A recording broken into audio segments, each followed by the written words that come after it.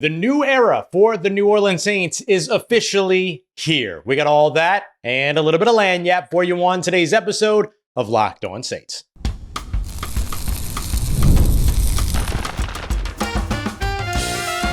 You are Locked On Saints, your daily New Orleans Saints podcast. Part of the Locked On Podcast Network, your team every day.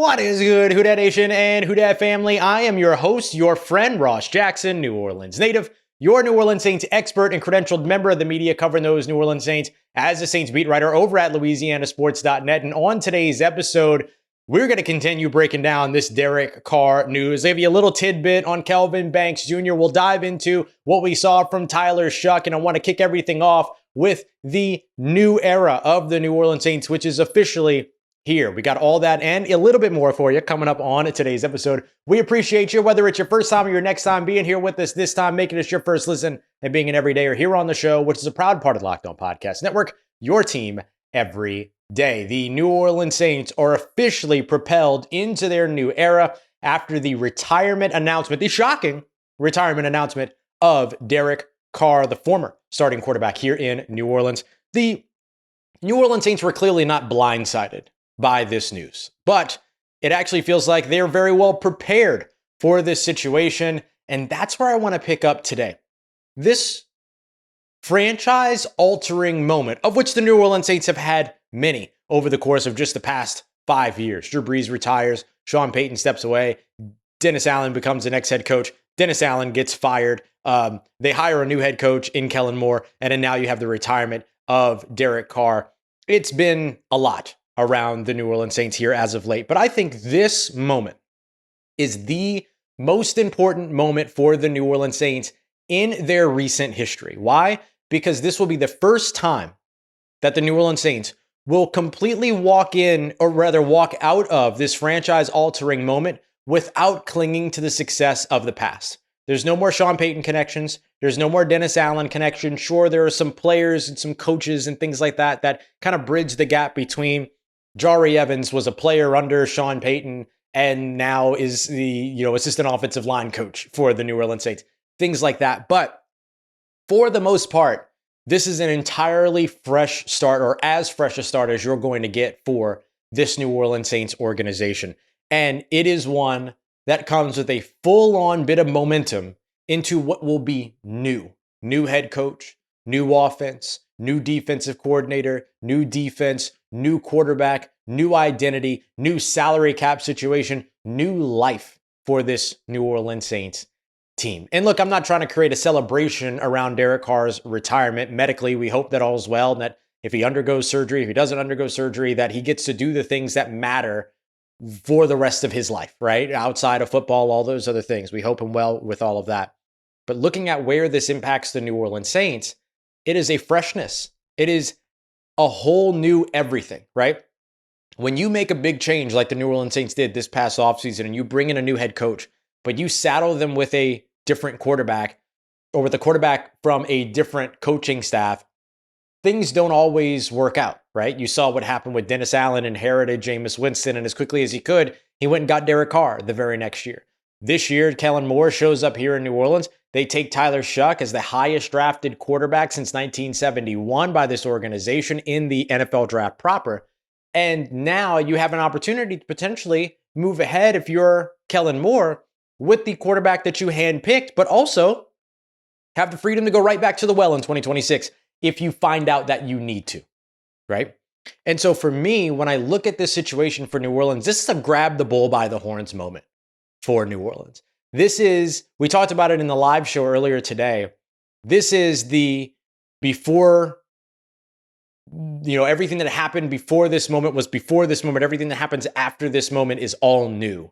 And so I think that that's where the New Orleans Saints are. Kellen Moore, when we spoke to him after rookie minicamp today, mentioned that he was going to have an open competition that was going to include Tyler Shough, the rookie quarterback, Spencer Rattler, the second-year quarterback, and Jake Haener, the third-year quarterback. And when he was asked if he believes that the quarterback of the future for this team, for 2025 at least, is in the building, He seemed pretty resolved with that idea, as opposed to the idea of, oh, we're going to go and chase after a veteran quarterback or go after Aaron Rodgers or something like that. And I think that's the wise move by New Orleans. There's no need to bridge yourself at this point. Invest here in 2025 in the player that could potentially be your future. Whoever it is that Kellen Moore decides is that player, that's who should be invested in. And then the New Orleans Saints move forward. $30 million will come back to the New Orleans Saints. How that money ends up getting distributed back to them is going to be tricky. The retirement, for instance, is not going to post until after June 1st. So the Saints will see nothing come their way until at least then. And then will they get the proration back of their restructure this year and then the rest back next year? Or will they just get the $1.25 million that was his base salary back this year and then the rest next year? We'll have to see how it's all going to play out. But the bottom line is that any salary cap savings that come back to the New Orleans Saints are not about 2025 in the first place. If they get a bunch of money back in 2025, roll it over into 2026 so that you can carve down all that dead cap. You can carve down all of the cap overage, rather. You can't carve down the dead cap. The dead cap will be what the dead cap is. But it's far more manageable than where the New Orleans Saints have been in the recent past. And now you have an opportunity to roll ahead with a quarterback on a rookie contract that allows you to be able to funnel all of that finance into other positions to build around that quarterback, even if you go back to the well of quarterbacks next season early on in the draft, if you find that that's the route that you need to go.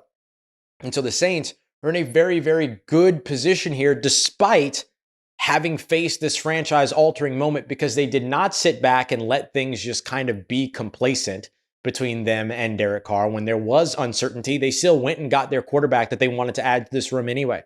Kellen Moore went and handpicked his guy. And because of that, they're prepared for this moment in a way that's unique amongst these types of situations.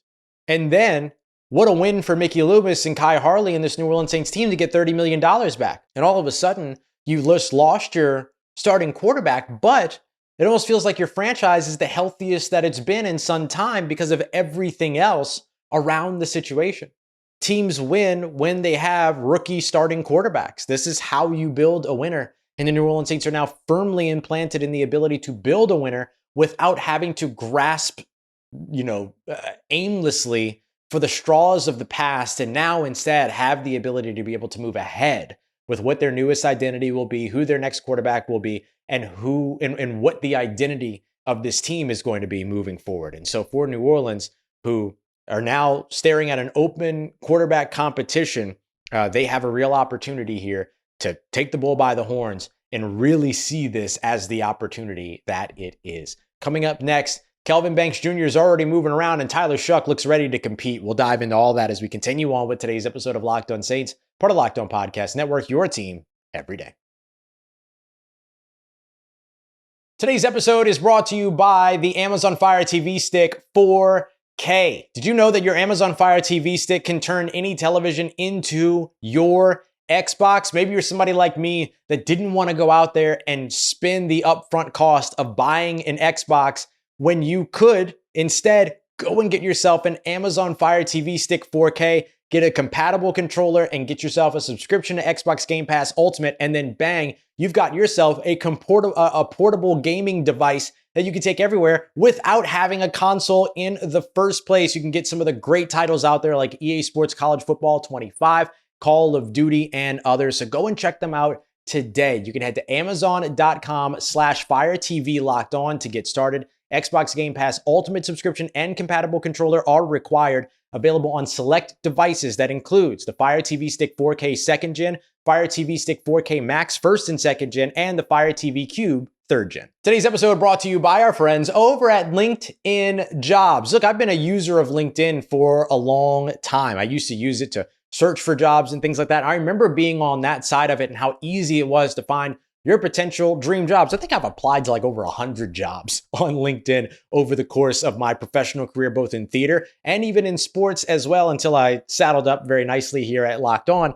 But if you're a small business owner, that just goes to show you how far your reach can be with LinkedIn Jobs. Sometimes people aren't even looking for jobs, but the job you have might convince them otherwise because it might be their dream job. So head over to LinkedIn.com today so that you can get started, post your job for free, share your job with your network, and also get qualified candidates all in one place. You can post your job for free today at linkedin.com/LockedOnNFL. That's linkedin.com/LockedOnNFL to post your job for free. Terms and conditions apply.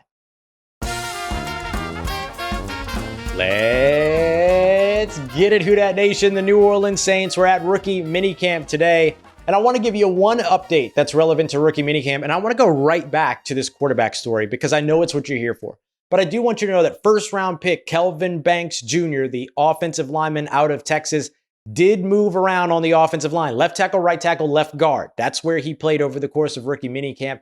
Head coach Kellen Moore said that this would be part of the minicamp plan. And so we'll see how things progress once the veterans show up and things like that. But just so that you know, spent a lot of time at all three of those positions Kelvin Banks Jr. did. So maybe we'll see him continue to move around and see how the New Orleans Saints figure out how to get their best 5 offensive linemen out on the field by the time that the season comes around as well. But I'll tell you what, he's a big dude, moves incredibly well. You can see the power. They got themselves a bit of a baller at number 9 overall in Kelvin Banks Jr. You can see all of it out on the football field. So it was awesome to see all of that. We also got an update that Quincy Riley is dealing with an injury for which he already had a procedure and is just rehabbing that. He was out there on the field. I mentioned some of my speculation that that might be the case, but anywhere that his position group was, he was taking in all of it. All right, couple of quick updates for you there on the rookie class, but I want to focus back on Tyler Shough and the Derek Carr situation because it's the most important thing that's going to happen to the New Orleans Saints over the course of this offseason until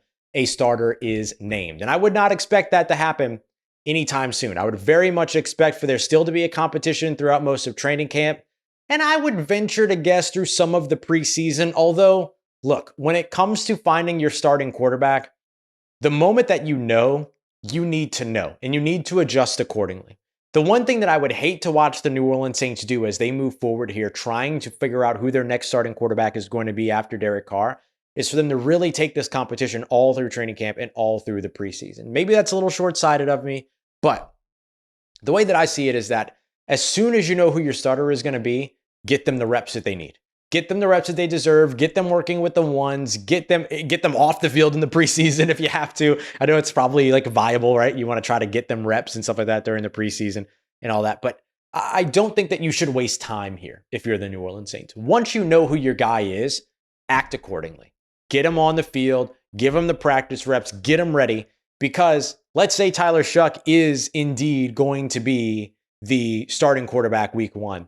If that's the case, according to Ben Solak over at ESPN, he will be the first non-first round starting quarterback in a week 1 season as a rookie since Deshaun Kaiser in 2017, which if I recall correctly was with the Cleveland Browns. And so I don't think they should push the competition further than it needs to go, but I think they need to have a fair competition. And that means that Tyler Shough and Spencer Rattler should be seen through as best as you can while trying to remove the lens of Tyler Shough being the guy that you drafted. Both deserve an opportunity here.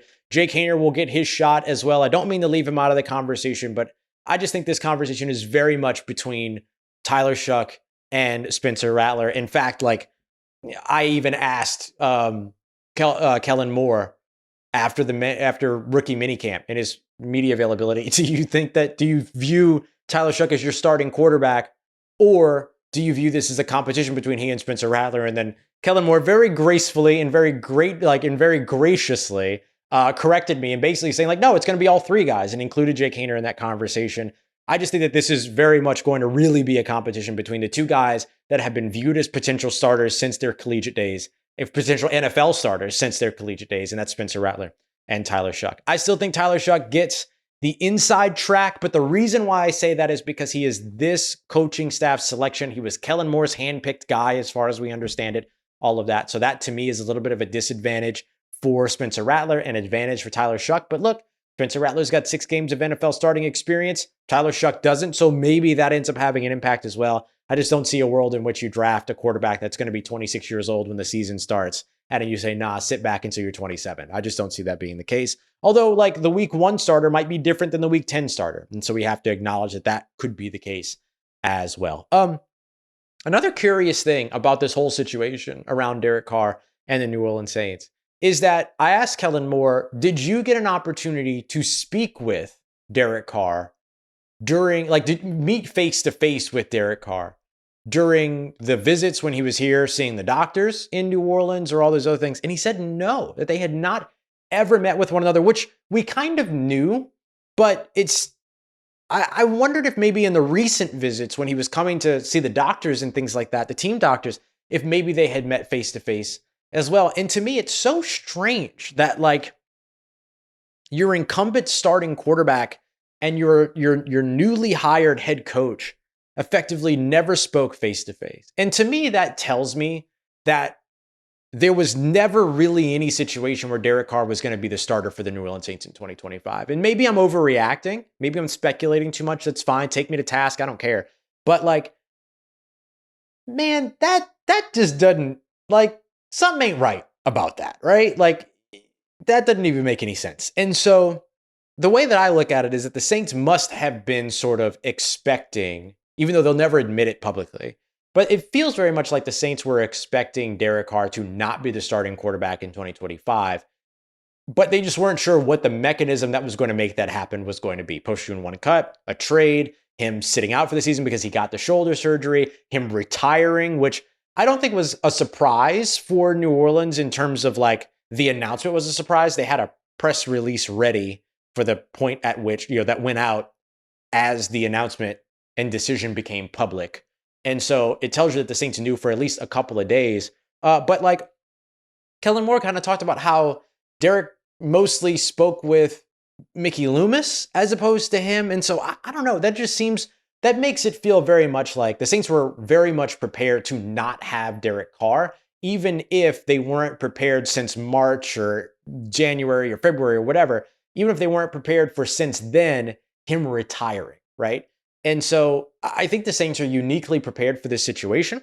They went out and got their quarterback. They have a great quarterback, a good young quarterback in the building already. They have another option, another impressive young quarterback in the building as well. And so we'll see where things go, but it very much feels like the Saints were ready for this to happen. And this might have been the expectation. I could be wrong about that. That's me speculating off of the idea that these two never met face to face. But isn't that strange? Like in some way, like, doesn't that feel like there was an understanding in terms of what that was going to be? I mean, gosh, like if I had a head coach and I had an injured shoulder, I'd be trying to ingratiate myself as much as I could with that coach so that if I am able to come back, it's an easy decision for that coach. And that just doesn't seem to be the case. So there was something that kept those two from ever meeting face to face, and whatever that might be, it feels like the Saints were certainly prepared for this to be the situation. Now, grabbing the bull by the horns is the next step, right? Fully leaning into their new opportunity. This is what the New Orleans Saints must do. And I promise you, we will have it covered every step of the way. This is a great time to become an insider as well. To get the information ahead of time, you can do so by texting Who Dat to 504-285-7473 or by clicking the link in the description. Film studies, Q&As, immediate access to the information that I'm getting. You don't have to sit through ads and all this stuff. It's a text message that comes directly to your phone. You can text me back, all that good stuff, one-on-one conversation. We have a great time over with the Insider program. So feel free to join that. $4.99 a month after the 14-day free trial. So come over, check it out. If you like it, stick around, buy me a cup of coffee every month. Otherwise, you can dip after the 14 days. No problem. We appreciate you very much. I'll probably do another episode tomorrow morning. I'm leaving town for a vacation tomorrow night, but that's not until late. Don't worry, you're coming on vacation with me. I'll be doing shows while I'm out. I'd never leave you alone. And so we'll probably have another episode tomorrow morning because this is massive and momentous. And I think the next thing I really want to dive into is what is it that Kellen Moore is looking for in his next starting quarterback? And I'm going to give you 3 video clips of Kellen Moore and audio clips of Kellen Moore and what he has said about Tyler Shough, what he's looking for from his quarterback, and how he's going to find it that all kind of point to one player being the guy that's clearly on Kellen Moore's mind. We appreciate you very much. As always, making Locked On Saints a part of your day, part of your routine for saying yes to me and the show. If you see me, please say hi. And if you need anything else around your New Orleans Saints in between these episodes, make sure you follow me on your favorite social media at Ross Jackson, NOLA. Hit me up. Let me know how the family's doing them, how you living. Let me know how you momming them. It's Who Dat Nation. I'll holla at you.